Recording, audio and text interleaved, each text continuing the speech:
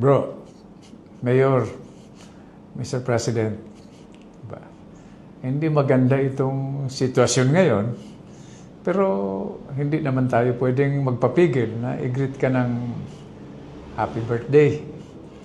Alam ko, pinagdaanan ko rin yung pinagdadaanan mo ngayon.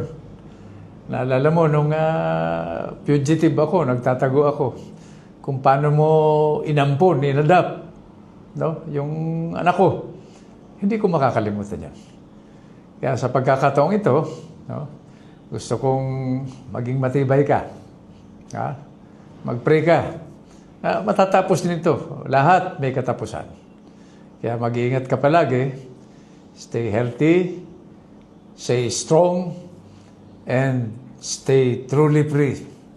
No? In mind, body, and spirit. Mabuhay ka. Happy birthday, bro.